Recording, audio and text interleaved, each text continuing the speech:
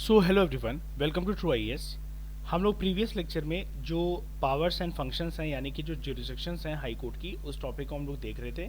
और हम लोगों ने अभी तक ओरिजिनल जुरिसडिक्शन को कवर कर लिया है, रिट जुरिसडिक्शन को कवर कर लिया है, एपिलेट को भी कवर कर लिया है दो मैटर्स के अंदर हाई कोर्ट के कंटेक्स में, सिविल मैटर्स और क्रिमिनल मैटर्स।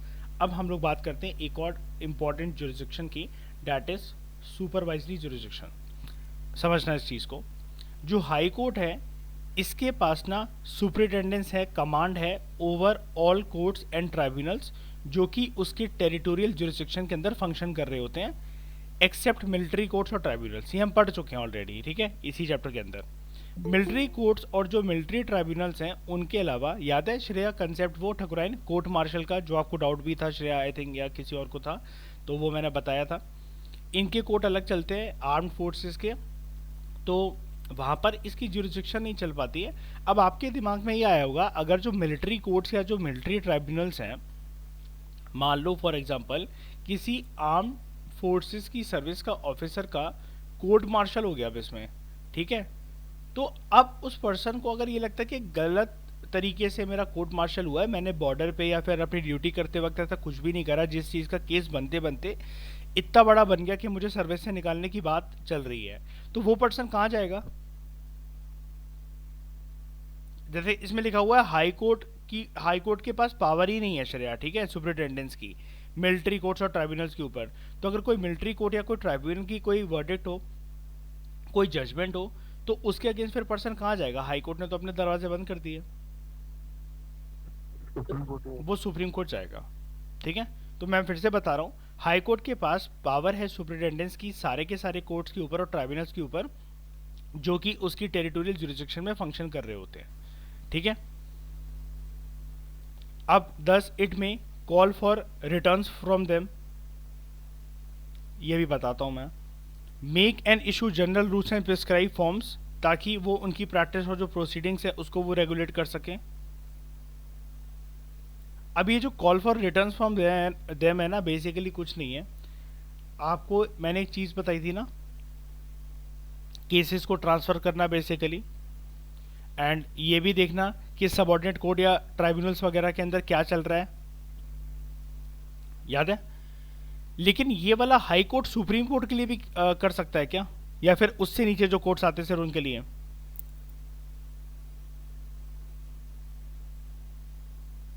बताओ।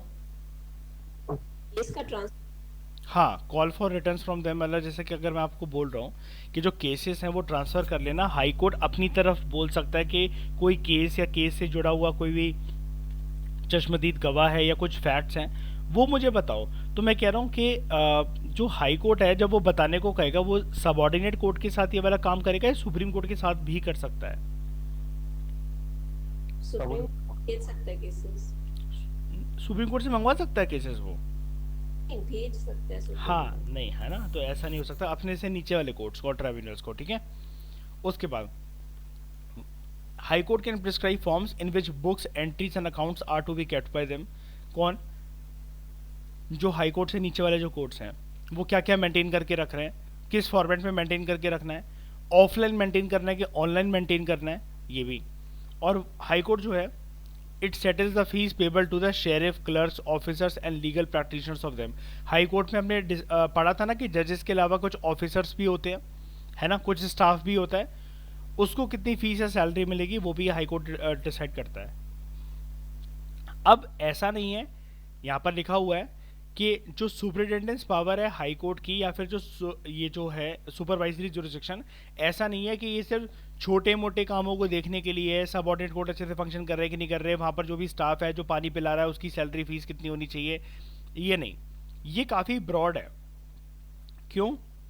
बिकॉज हाई कोर्ट के नीचे उस टेरिटोरियल जुरिस्डिक्शन में जितने भी वो कोई और कोर्ट्स या ट्राइब्यूनल्स आते हैं, ठीक है, और उन कोर्ट्स और ट्राइब्यूनल्स में whether they are subject to the appellate jurisdiction of the high court और नॉट, वहां पर हाई कोर्ट की पावर एक्सटेंड होती है।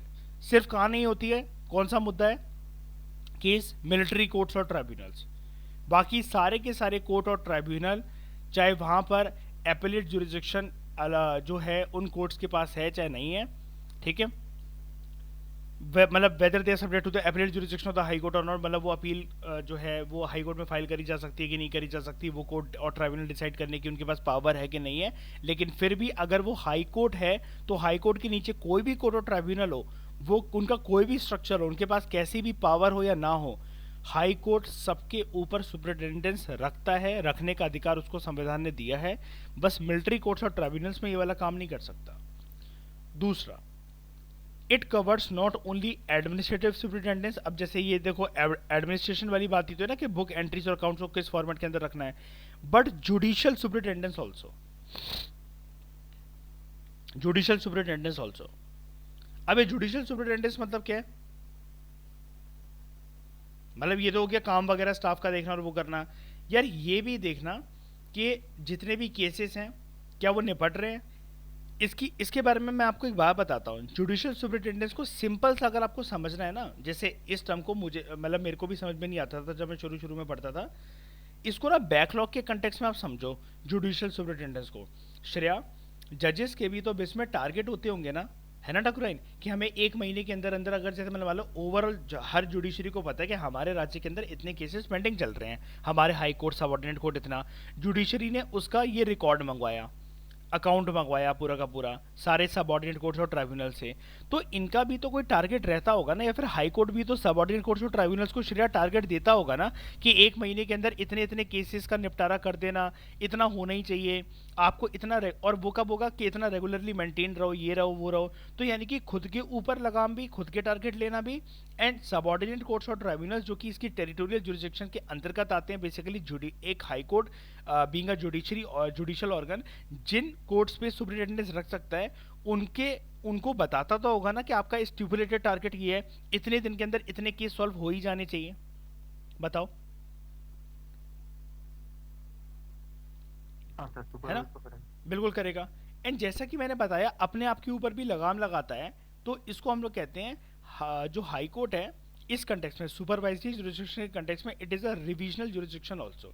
रिविजनल जुरिस्डिक्शन ऑल्सो का मतलब ये है कि चीज़ों को रिवाइज करता है। रिवाइज ऐसे करता है कि मान लो साल 2009 में हाई कोर्ट ने आप पकड़ लो तमिलनाडु को, मद्रास हाई कोर्ट ने कोई एक जजमेंट अगर दी होगी, कोई एक वर्डिक्ट दी होगी, तो वो तमिलनाडु में जो भी सामाजिक व्यवस्था थी, जैसे भी लोगों का रहन सहन था, या जो भी परिस्थितियां चलती थी उसके हिसाब से दी होगी। आज जमाना अलग हो गया होगा एज कम्पेयर टू साल 2009, हम साल 2023 में बैठे हुए हैं। तो अब हाई कोर्ट अगर कोई भी जजमेंट वगैरह देगा तो हो सकता है वो किसी और की चीज़ को, किसी और चीज़ों को संज्ञान में लेकर दे। जैसा कि एक छोटा सा एग्जांपल मैं आपको बताता हूँ। अगर साल 1950 या 60s में, इवन 70 भी मान लो, अगर सबरीमाला केस, हाजी अली दरगाह केस वगैरह होता, हो सकता है, मैं कह रहा हूँ हो सकता है कि कोर्ट जो है वो महिलाओं के इस एंट्री को, यानी कि कुल मिलाकर मौलिक अधिकारों को हो सकता है रिस्पेक्ट नहीं करता, क्योंकि वहां पर सोसाइटी उस टाइम पर हमारी ऑर्थोडॉक्स थी। जुडिशरी में भी तो एक प्रकार से जो लोग बैठे हैं वो इंसान है ना, एंड हमारे देश में जो फैसले होते हैं वो सामाजिक व्यवस्था और डाइवर्सिटी को देखते हुए होते हैं। वरना हाई कोर्ट या सुप्रीम कोर्ट या कोई भी कोर्ट ऐसा ना कर दे कि जजमेंट वर्डिक्ट को इतना अल्ट्रा मॉडर्न बेस बनाकर पास करना या फिर देना कि जिसकी वजह से कम्युनिटीज़ के बीच में या फिर रिलीजियस ग्रुप्स के बीच में दंगे होना शुरू हो जाएं, है ना? ज़्यादा मॉडर्निटी के नाम पर भी तो दंगे हो सकते हैं हमारे देश के अंदर, डाइवर्सिटी भी तो उससे हर्ट हो सकती है। हम कोई एक बार बताओ ऐसा अलाउ कर सकते हैं क्या कि बीच खोल दिया, वहाँ पर न्यूड कल्चर ले आए या कुछ भी ले आए? हमारे समाज में हर एक चीज़ की एक मर्यादा है, because it is the nature of it is the nature of our society, और हमारी सोसाइटी अभी भी इवॉल्व हो रही है ना? तो रिवीजन जुरिस्डिक्शन का मतलब क्या है?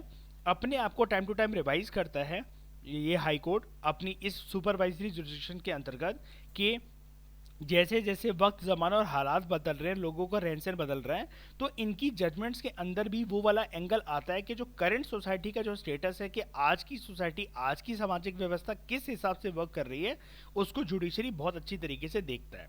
उसके बाद it can be suo motu on its own and not necessarily on the application of a party. कभी कभार सुपरवाइजरी जुरिस्डिक्शन के अंदर अगर बेसिकली इसको सबॉर्डिनेट कोर्ट से, ट्राइब्यूनल से कुछ भी मंगवाना है, या फिर कभी भी कुछ जर्नल रूल्स या जो प्रैक्टिसेस हैं वो प्रिस्क्राइब करनी है कि सबॉर्डिनेट कोर्ट से ट्राइब्यूनल्स कैसे फंक्शन करेंगे, ठीक है, तो वो खुद से भी कर सकता है। ऐसा नहीं है कि किसी ने इसको एप्लीकेशन दी थी या कोई अपील फाइल करी थी या पीआईएल फाइल करी थी कि सर जी सबॉर्डिनेट कोर्ट की हालत बहुत बेकार है, ऐसा है वैसा है, ये खुद से भी ये चीज़ कर सकता है। जैसे मैं आपको एक रियल चीज़ बताता हूँ। बारिश के दिनों में कुछ कुछ जो प्रिजन सेल्स होते हैं वो एमपी में बहुत दूर दराज के इलाकों में कुछ ऐसी जेल बनी हुई हैं जो कि बहुत साल पहले बनी थी, उनकी कोई मरम्मत नहीं करवाई गई और कैदी वहां पर होते हैं। तो क्या हुआ, हाई कोर्ट बड़े टाइम से बोल रहा था मध्य प्रदेश का अलग अलग जगहों में कि तुम जेलों की मरम्मत करवाओ, बिकॉज कैदी भी जो वहाँ पर रह रहे हैं जो कि सिविल ऑफेंसेस वगैरह के लिए गए हैं, तो या नहीं भी गए सिविल ऑफेंसेस के लिए, क्रिमिनल मैटर्स के लिए गए हैं, ह्यूमन राइट्स का उनका कुछ तो रिस्पेक्ट करो।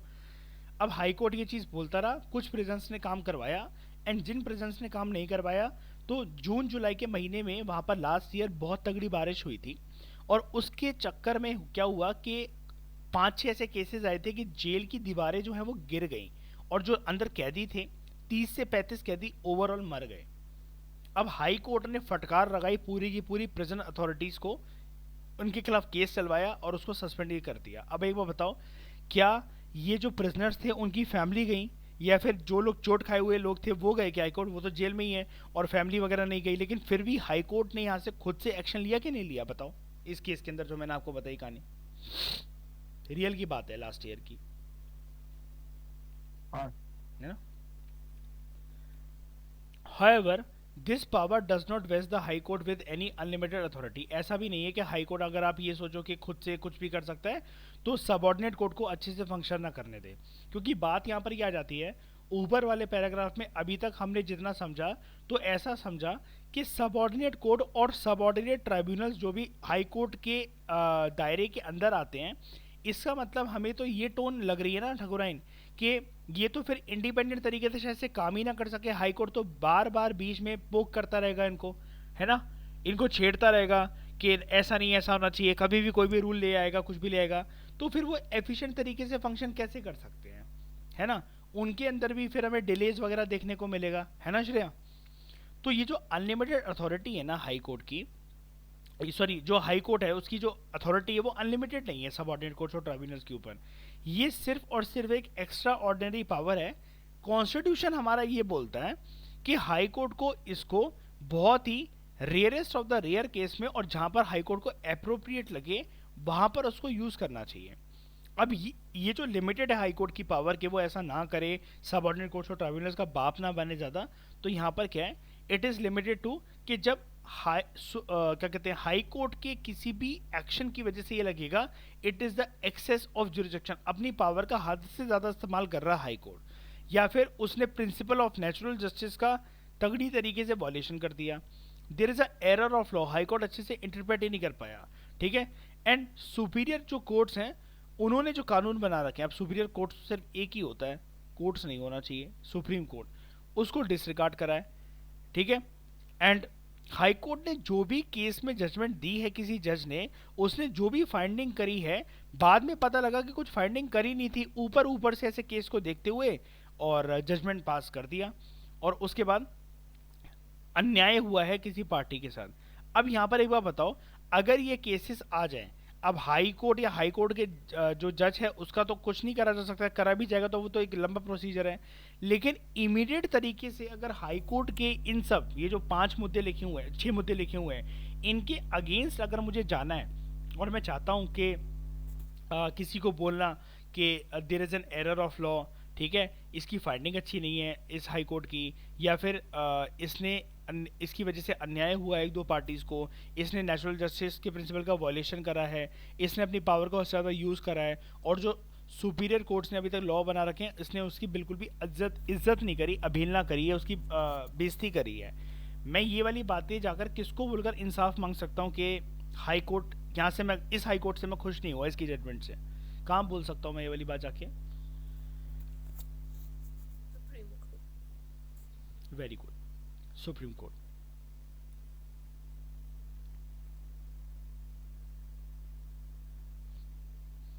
उसके बाद कंट्रोल ओवर सबऑर्डिनेट कोर्ट्स, ये अभी हम ऊपर पढ़ रहे थे, लेकिन मुझे बताओ ये क्या पावर अनलिमिटेड है क्या? नहीं। नहीं, ठीक है। तो in addition to its appellate jurisdiction और supervisory jurisdiction over subordinate courts, high court के पास ना एडमिनिस्ट्रेटिव कंट्रोल भी रहता है एंड कुछ पावर्स रहती हैं ओवर सबऑर्डिनेट कोर्ट्स और उससे छोटे जो भी ट्राइब्यूनल्स हैं हाई कोर्ट से नीचे, ठीक है। अब ये क्या होते हैं? नंबर 1, हाई कोर्ट को हमेशा, जैसा कि हमने पढ़ा था, गवर्नर उन्हें कंसल्ट करता है किस मैटर में? In the matters of appointment, posting and promotion of district जजेस। ध्यान से सुनना, कहीं आप कुछ हाई कोर्ट वगैरह लगा दो। गवर्नर कंसल्ट करता है हाई कोर्ट को जब भी गवर्नर को, राज्यपाल को डिस्ट्रिक्ट जजेस की पोस्टिंग करनी होती है, प्रमोशन करना होता है या उनको अपॉइंट करना होता है, ठीक है। और डिस्ट्रिक्ट जजेस के अलावा ऑल्सो वो पर्सन्स जो कि judicial service of the state का पार्ट है अदर देन द डिस्ट्रिक्ट जजेस, ठीक है। उनकी अपॉइंटमेंट के लिए गवर्नर जो है वो कंसल्ट करता है हाई कोर्ट को। नंबर 2, हाई कोर्ट जो है वो डील करता है with the matters of posting, promotion, छुट्टी कितनी मिलनी चाहिए, कब मिलनी चाहिए, transfers and discipline of the members of the judicial service of the state other than the district जजेस, ठीक है।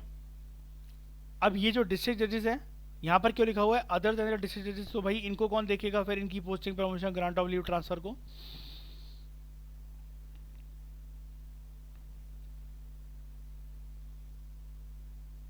बताओ।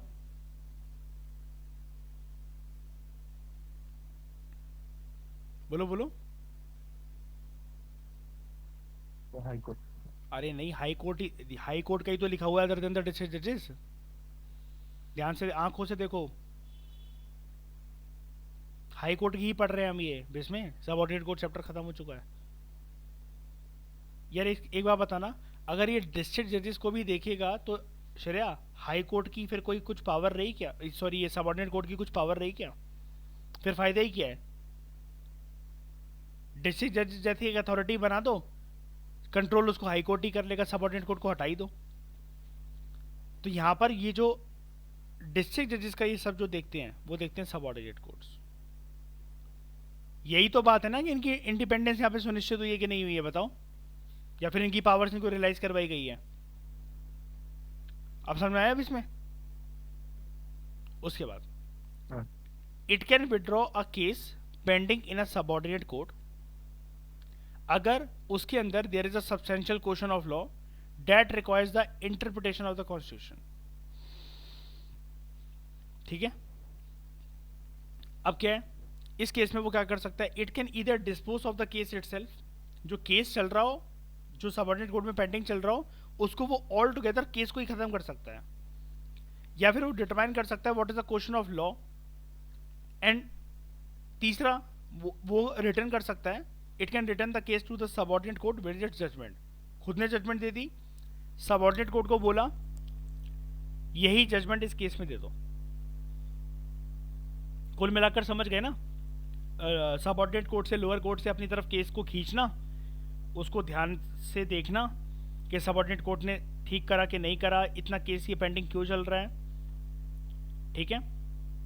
उसके बाद या तो केस को पूरी तरीके से खत्म कर देना, खारिज कर देना, या फिर अपनी खुद की एक जजमेंट देकर बोल देना सबऑर्डिनेट कोर्ट को मैंने देख लिया है, अब तुम्हें इस केस में जजमेंट सुना दो। उसके बाद हाई कोर्ट अगर किसी भी चीज के बारे में कुछ बोले तो उस टेरिटोरियल जुरिसडिक्शन में जितने भी सबऑर्डिनेट कोर्ट्स आते हैं उनके ऊपर वो चीज, कीवर्ड देख लो, उनके ऊपर दोस्तों वो चीज बाइंडिंग होती है सबऑर्डिनेट कोर्ट्स के ऊपर, ठीक है। ये बिल्कुल सेम बात वही है कि जैसा कोई एक लॉ, कोई एक अब ये लॉ से आप ये मत समझ जाना कि वहां पर ये बार बार वर्ड लॉ क्यों दे रखा है, वैसे इनको लिखना नहीं चाहिए। कॉन्स्टिट्यूशन में भी लॉ लिखा हुआ है, तो एक बार बताओ लॉ का काम तुम जुडिशियरी के साथ कैसे जोड़ रहे हो?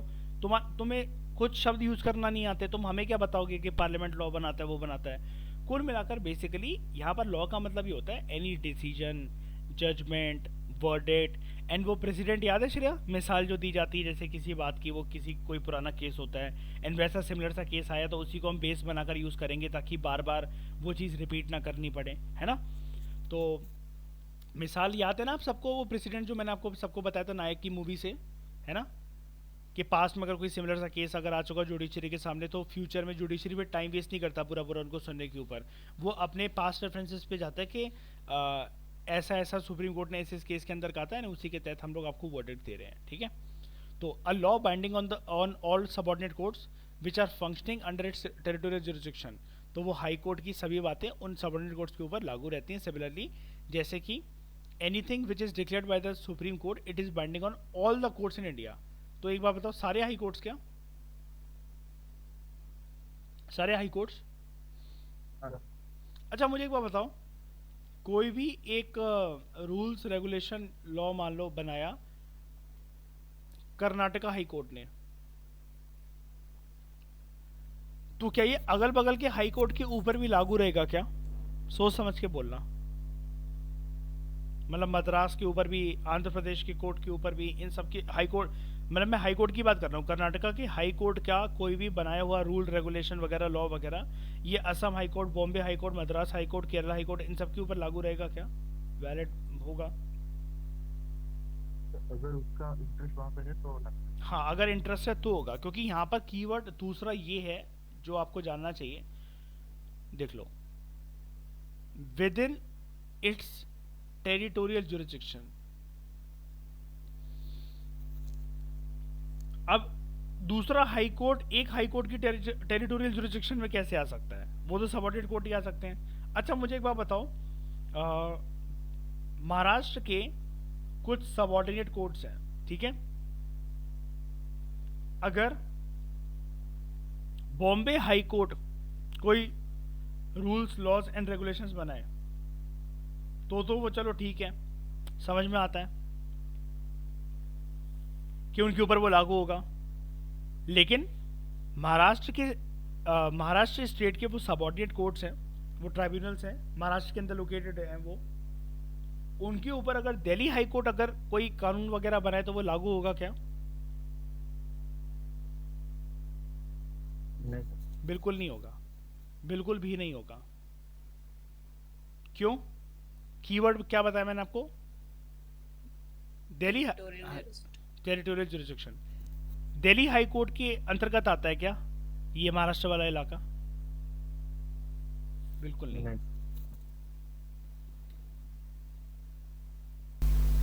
उसके बाद next jurisdiction, court of record. As a court of record high court के पास दो पावर है, क्या? जजमेंट प्रोसीडिंग्स और एक्ट्स जो होते हैं हाई कोर्ट के, ये रिकॉर्ड कर लिए जाते हैं for perpetual memory and testimony, यानी कि मैंने आपको बताया था future cases, past judgment of the high court future cases में यूज हो सके।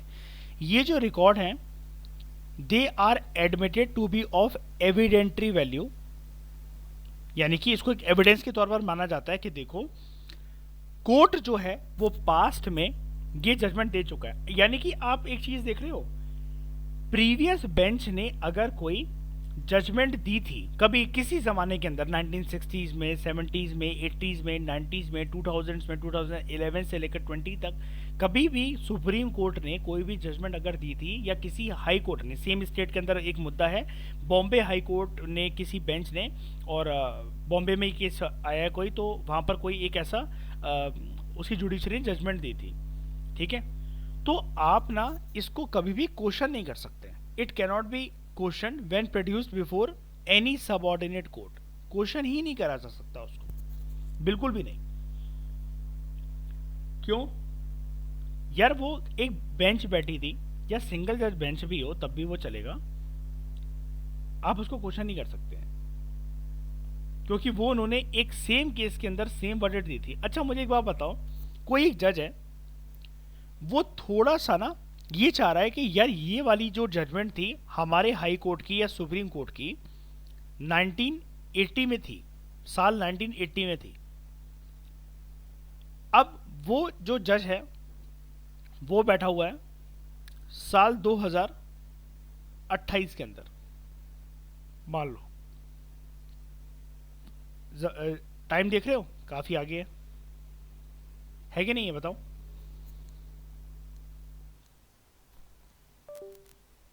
अब क्या चाह रहा है वो?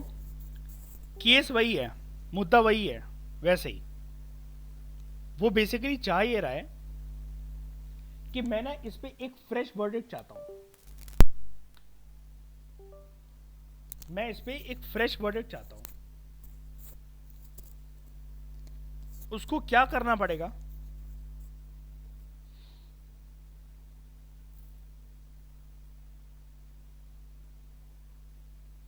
फ्रेश वर्डिक्ट का मतलब समझ गए? 1980 में हाई कोर्ट ने, या आपको मैं पहले सुप्रीम कोर्ट के लिहाज से समझाता हूं, ध्यान से समझना। मुझे इसको वैसे आपको सुप्रीम कोर्ट वाले उस पे चैप्टर में बताना चाहिए था जब मैं कोर्ट ऑफ रिकॉर्ड की बात कर रहा था। आई एम एक्सट्रीमली सॉरी, लेकिन ये चीज़ इंपॉर्टेंट है जानो यहाँ पे। सुप्रीम कोर्ट ने किसी एक केस के अंदर साल 1980 में एक जजमेंट दी थी। अब 2028 में एक जज है, वो ये चाह रहा है कि 1980 की सुप्रीम कोर्ट की इस जजमेंट जो है इसको चेंज करा जाए, इसको रिवर्स करा जाए। क्योंकि ये 1980 की सुप्रीम कोर्ट की जजमेंट, पहले मुझे एक बात बताओ, क्या ये प्रेसिडेंट बन गई है? हाँ सर। बिल्कुल बन गई है। ये एक लीगल प्रेसिडेंट है ना, ये एक लीगल रेफरेंस है ना। अब क्या करा जाए बताओ? मेरा क्वेश्चन समझ में आ गया ना? पहले बताओ सबको करना क्या है। Yes sir. सिमिलर केस के नेचर, सिमिलर नेचर के केस के अंदर एक फ्रेश वर्डिक्ट देना चाहता है सुप्रीम कोर्ट। तो बताओ क्या करना चाहिए? देखो नहीं पता होगा आप लोगों को शायद से, मैं बता देता हूं। जब ये जजमेंट आई होगी तो सुप्रीम कोर्ट की इस केस के अंदर एक बेंच बनी होगी। सिंगल जज बेंच होगी, 2 जज बेंच होगी, 3 जज बेंच होगी, कोई तो बेंच होगी ना। एक जज की भी तो वो बेंच तो होगी ना, जिसने वो वर्डिक्ट दिया हो। बेंच ही कहते हैं ना उसको हम, हाँ ठीक है। ठकुराइन, बेंच मतलब कौन से ग्रुप ने मतलब क्या जजमेंट दी थी, ठीक है? पार्क वाली बेंच नहीं है ठकुराइन, ठीक है? कंफ्यूज नहीं होना है, पता है सर। ठीक है। तो साल 2028 के अंदर अगर कोई जज ये सोच रहा है कि हम 1980 की वर्डिक्ट को चेंज कर दें, सिंपल सा एक प्रोसीजर है।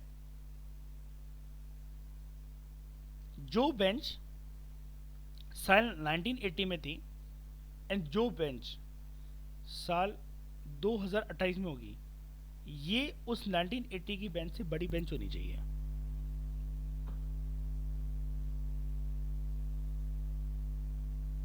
ठीक है? जैसे right to property, right to property from the list of fundamental rights 1978 में चला गया, और आज तक केशवानंदा भारती केस में जो आया जिसकी वजह से राइट टू प्रॉपर्टी चला गया, सबसे ज़्यादा जजेस की बेंच बैठी। मान लो केशवानंदा भारती केस में 9 जजेस की बेंच बैठी, जिसने क्या बोला, राइट टू प्रॉपर्टी जो है उसके बाद जो बोला गया कि ये एक फंडामेंटल राइट नहीं है या जो भी है, ये सिर्फ एक लीगल राइट है। अगर इस चीज़ को अगर रिवर्स करना है तो क्या करना पड़ेगा? मान लो मैं आपको बता रहा हूँ जैसे कि 9 जजेस की बेंच बैठी, क्या करना पड़ेगा? एटलीस्ट 10 का होना पड़ेगा, तब ये क्या हम वापस भी ला सकते हैं इससे राइट टू प्रॉपर्टी को, फंडामेंटल राइट? बिल्कुल। जो ये जो 10 जजेस हैं ये होने चाहिए। मान लो अगर एक सेकेंड, किसी केस के अंदर अगर 30 जजेस बैठे हैं और अब उस केस को रिवर्स करना है, अगर मान लो ऐसा कभी हुआ नहीं है लेकिन 30 जजेस बैठे हों, किसी एक बेंच बनी हो, लेकिन अगर इस केस के वर्डिक्ट को अगर रिवर्स करना है, कुछ फ्रेश वर्डिक्ट अगर आनी चाहिए जो कि सुप्रीम कोर्ट की नई बातें लागू हो, तो मुझे कितने जजेस की रिक्वायरमेंट है? अब कितने जजेस की बेंच बनानी पड़ेगी? 31। Very good. हाँ अब बताओ क्या बोल रहे हो? सर ये सर अपीलेट और ओरिजिनल बोथ जुरिडिक्शन है ना? एपिलेट और किसकी बात कर रहे हो? ओरिजिनल सर, ये जो ज्यादा बेंच बना के वो वर्डिक्ट को पलटाना। नहीं, ये कोई जुरिडिक्शन नहीं होती है। ये एक्चुअली क्या है कि सारे के सारे जजेस बैठ के बेसिकली डिसाइड करते हैं, इसको आप जुरिडिक्शन का नाम नहीं दे सकते। ये अपने आप में एक पावर है, क्योंकि देखो ना यहाँ पर किसी एक ने डिसाइड कर रखा होगा कि हमें इस पे वर्डिक्ट देने की जरूरत है। यहाँ पर ऑब्वियसली बात है, कोई केस गया होगा तो एपिलेट वाला नेचर तो है ही, और जो कोर्ट अगर जो खुद से कर रहा है तो वो ओरिजिनल भी है, लेकिन आप इसको उस कैटेगरी में नाम में नहीं डाल सकते कि खुद से, कि मैंने अज्यूम कर लिया है यहाँ पर एक केस आया होगा, अपील हुई होगी और कोर्ट ये खुद से कर रहा है तो मैं इसमें ओरिजिनल भी मान लूंगा, इसको एपिलेट भी मान लूंगा। वो आपका नेचर ठीक है समझने का, लेकिन आप ये वर्डिंग्स में कभी नहीं लिख सकते, क्योंकि मैंने क्या बताया, इकोनॉमिक्स और पॉलिटी में आपकी ये नहीं चलता कि मैं ऐसा सोच रहा हूँ, ये मुझे समझ में आ रहा, हो सकता है वो सही हो, और जो भी आप जैसे आप इसको एपिलेट और ओरिजिनल नेचर का कह रहे हो वो चीज़ ठीक है, लेकिन जो मैं ज़्यादा बड़ी बेंच की जो मैं बात कर रहा हूँ, ये कोई कैटेगराइजेशन नहीं। हमने पढ़ा है कि, एक बार बताओ श्री, हमने ये कंसेप्ट पढ़ा है क्या, ज़्यादा बड़ी बेंच बने तो प्रीवियस जो जजमेंट होती है कोर्ट की वो रिवर्स करी जा सकती है इससे, और this comes under the original jurisdiction या फिर एपिलेट जुरिस्डिक्शन, ऐसा कुछ पढ़ा है अभी हमने? और ये कितनी बड़ी बात है ना, अगर ये इतनी बड़ी बात होती तो वहाँ लिखा जाता ना उसकी उसकी कैटेगरी के पावर के अंदर। तो इसमें खुद से कुछ भी अज्यूम नहीं करना है, वो जो बोल रहे हो वो एक तरीका ठीक है, ये एक अपने आप में एक पावर है, आप इसको कॉन्स्टिट्यूशन के अंदर कैटेगराइज नहीं कर सकते। अब एक बात बताओ ना, ये जो जुडिशरी की लेटेस्ट इन्वेंशन है पीआईएल को एंटरटेन करना, जब से पीआईएल आया, अब आप इसको क्या बोलोगे कि ये क्या एपिलेट जुरिस्डिक्शन है? तो एपिलेट जुरिस्डिक्शन अगर आप इसको बोलोगे कि अपील होती है यहाँ पर, कोर्ट अपने आप को वो करने के लिए तैयार है, वो तो चलो ठीक है एक तरीके से, लेकिन फिर इसके अंदर तो कोर्ट ऑफ रिकॉर्ड भी आ रहा है कि बहुत सारे मुद्दे कॉमन आते हैं जिसके बारे में सुप्रीम कोर्ट ऑलरेडी बोल चुका है, तो वो फिर से नहीं बोलेगा। फिर सुप्रीम कोर्ट कभी कभार न्यूज़पेपर की फोटो की क्लिप के बेसिस पर खुद भी कुछ कुछ बोल देता है एग्जीक्यूटिव ऑर्गन्स को कुछ कुछ काम करने के लिए, ठीक है, तो फिर वहाँ पर तो ओरिजिनल जुरिस्डिक्शन भी है। ये एजम्पशंस हैं, ये आपको लिखनी नहीं है, आप ऐसे तो हर जगह अपने आप से कुछ भी बोलते चलोगे, वो आपकी एजम्पशंस बिल्कुल ठीक है, उसमें कोई गलती ही नहीं है, आपकी वो अंडरस्टैंडिंग है, बल्कि वो आपकी एनालिसिस पावर है, लेकिन आप वो वर्डिंग्स यूज नहीं कर सकते, ठीक है, याद रखना इसके, क्योंकि नंबर कट जाएंगे आपकी, बात ये है। उसके बाद they are recognise as legal precedents and legal references, ठीक है, ये बेंच वाली बात याद रखना। उसके बाद it has the power to punish for contempt of court, या तो सिंपल इम्प्रिजनमेंट और विद फाइन और विद बोथ, ठीक है।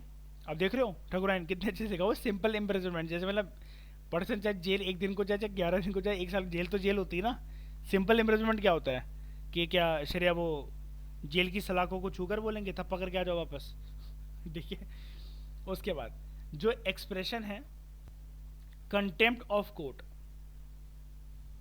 सबसे बड़ी बात तो ये याद रखना, it has not been defined by the constitution. देख रहे हो सुप्रीम कोर्ट वाले चैप्टर के अंदर पढ़ा था कि हमने ये अभी तक,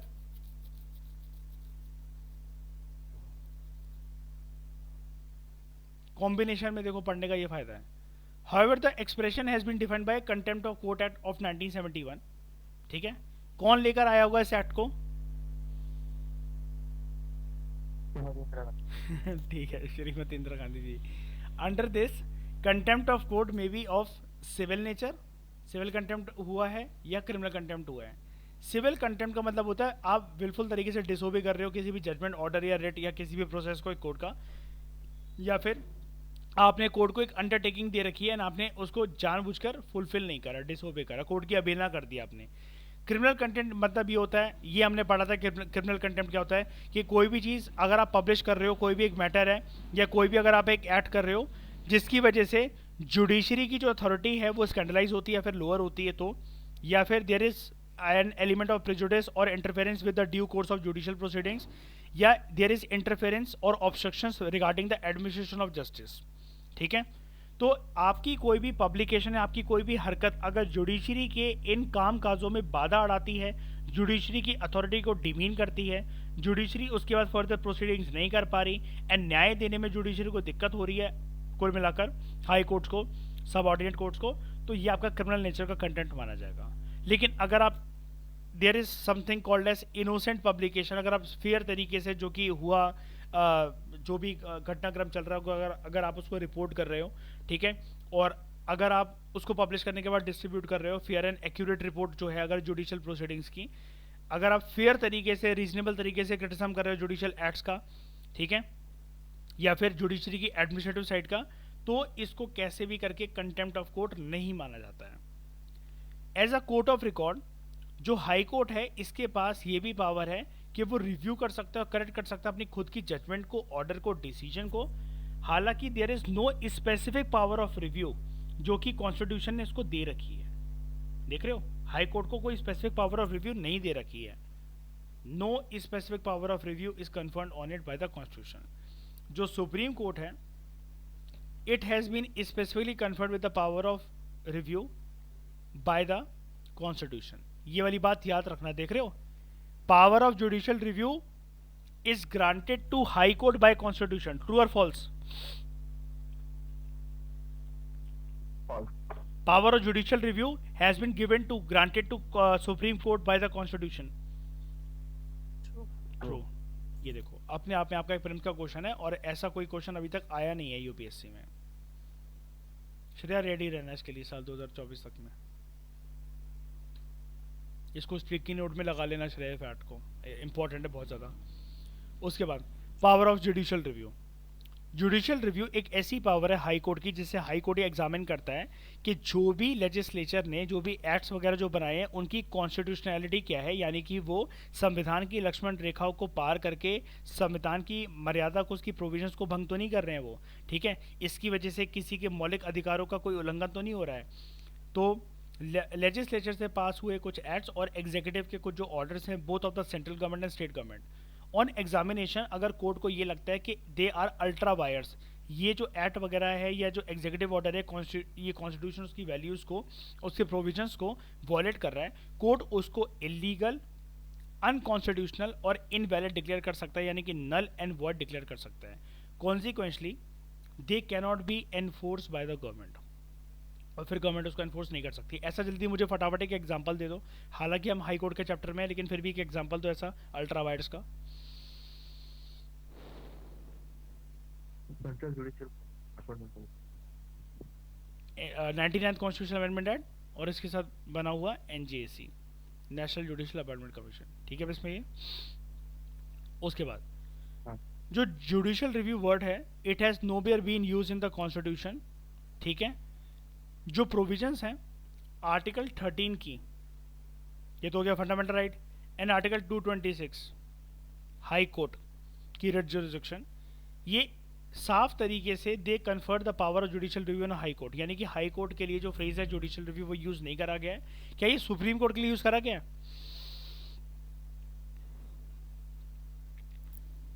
हाँ सर, बिल्कुल ठीक है, power of review word use करा गया, ठीक है। जो कॉन्स्टिट्यूशनल वैलिडिटी होती है किसी भी लेजिस्लेचर के लॉ की या फिर एग्जीक्यूटिव के किसी भी सरकार के किसी भी ऑर्डर की, आप इसको हाई कोर्ट में चैलेंज कर सकते हो 3 ग्राउंड में। यानी कि कोई भी कानून जो आया या फिर सरकार ने कोई हरकत करी जिसकी वजह से आपको लग रहा है कि कॉन्स्टिट्यूशन की जो प्रोविजंस हैं इससे वो वॉयलेट हुई है, आप इनको 3 ग्राउंड्स पे चैलेंज कर सकते हो। नंबर 1, अगर इफ इट इन्फ्रिंजेस या if it violates the fundamental rights under part 3 of the constitution, part 3 के अंदर फंडामेंटल राइट कई चैप्टर है। उसके बाद it is outside the competence of the authority which has framed it, तब याद है ना रिट्स इशू करी जाती हैं कि जो अथॉरिटी सक्षम नहीं थी उसने बेसिकली कोई एक कानून बना दिया, ऐसा बना दिया तो एक रिट्स इशू करी जाएगी। उसके बाद अगर ये संविधान की प्रोविजंस को या उसमें लिखे हुए कुछ कुछ चीज़ों को डिमीन करता है, उसकी अथॉरिटी को लोअर करने की बात करी जाती है, या फिर उन बातों को फालतू रेपेंगेंट जो है वो माना जाता है, यानी कि जितना उसका कद है, जितना उसका ऑर्डर है उतना नहीं माना जा रहा, कुल मिलाकर बेइज्जती करना, ठीक है, तब ये चीज़ करी जा सकती है। जो 42nd अमेंडमेंट एक्ट है 1976 का, उसने जो पावर है जुडिशियल रिव्यू की हाई कोर्ट की, उसको रोकने की कोशिश करी थी, ना सिर्फ हाई कोर्ट बट की सुप्रीम कोर्ट ऑल्सो। एंड कौन लेकर आए थे 42nd अमेंडमेंट एक्ट? और इसको क्या बोला जाता है दूसरा नाम? Mini constitution. कितने प्रोविजंस थे इसके अंदर? 19। चलो फाइनली अब याद हो गया, चले हैं। तो it debarred the high court, इसने इस अमेंडमेंट एक्ट ने रोका था हाई कोर्ट को from considering the constitutional validity of any central law, के याद है ना वो डिबेट के एक स्केड्यूल बनाकर श्रीमती इंदिरा गांधी जी बोलती थी कि अगर मैं इसको इस एक्ट को इस स्केड्यूल के अंदर रखूं तो court has no power to review it, या फिर जैसा कि उन्होंने बोला था अगर हमारी सरकार कोई कानून लेकर आना चाहती है, कभी भी हमारी नहीं, मतलब बेसिकली वो अपने अपने भी नहीं, कुल मिलाकर वो हमेशा के लिए ऐसा करना चाह रही थी कि कोई भी अगर सरकार अगर कानून लेकर आती है और उस कानून के अंदर अगर डीपीएसपीस को ज़्यादा सुप्रीम पोजीशन पे रखा जाता है as compare to the fundamental rights, तो कोर्ट उनको नल एंड वॉइड डिक्लेयर नहीं कर सकता, है ना। एंड कोर्ट ने इन सब चीज़ों का क्या करा,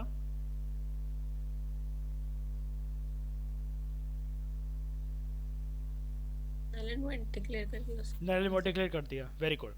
हाउएवर जो 43rd अमेंडमेंट एक्ट है 1977 का, इसकी वजह से जो इस अमेंडमेंट एक्ट के तहत जो ओरिजिनल पोजीशन थी किसकी, जुडिशरी की, कुल मिलाकर मुझे अलग अलग नहीं बोलना चाहिए, supreme court high court, judiciary की जो ओरिजिनल पोजीशन थी वो वापस आ गई, ठीक है।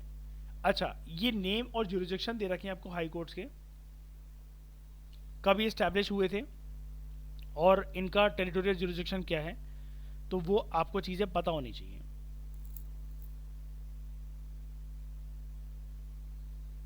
ये सारी की सारी जो लिस्ट है आपके पास होनी चाहिए। मैं आपको इनमें से एक चीज़ बता देता हूँ सर, एक्सट्रीम्स को पकड़ लो अभी के लिए, बस इतना। एक्सट्रीम्स मतलब क्या, सबसे पहले कौन सा हाई कोर्ट इस्टेब्लिश हुआ था,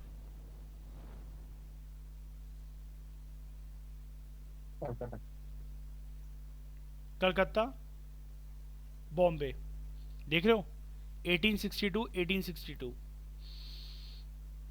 और मद्रास 1862, ये तीन इस्टेब्लिश हुए थे, ठीक है।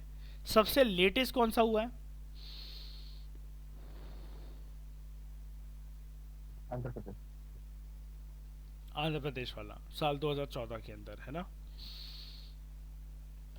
तो ये साल 2014 के अंदर जब आंध्र प्रदेश बना, उसके बाद पूरा प्रोसीजर करते हुए ये आंध्र प्रदेश नहीं बना, सॉरी, तेलंगाना बना, जब वो अलग इस्टेब्लिश हुआ तो सारे का सारा जो ये इनके बीच में आपको पता ना, अब इसमें जब ये डिवीजन हुआ था कि हाई कोर्ट बेसिकली ये वाला तुम रख लो, ये तुम्हारे टेरिटोरियल जुरिडिक्शन के अंदर अंतर्गत आ जाएगा, है ना। ये जो बेसिकली विधानसभा की जो बिल्डिंग है, विधान परिषद की जो बिल्डिंग है, ये वाली तुम बना लो, हम अपनी बनाएंगे, तो बेसिकली रीडिज़ाइनिंग हुई थी दोनों की दोनों, आंध्र प्रदेश और उसकी तेलंगाना की। तो 2019 में आंध्र प्रदेश ने अपना हाई कोर्ट जो है वो फिर बनाया, ठीक है। जबकि आंध्र प्रदेश पहले से एग्जिस्ट करता था, तेलंगाना तो बाद में आया, तो वो इसका हाई कोर्ट कहाँ गया फिर जो शुरू से था इसके पास, तेलंगाना टेरिटरी। तो हाँ, तेलंगाना टेरिटरी में वो चला गया था इस वजह से, ठीक है। तो लेटेस्ट हाई कोर्ट कौन सा, Andhra Pradesh high court. Oldest कौन सा, कलकत्ता, बॉम्बे एंड मद्रास।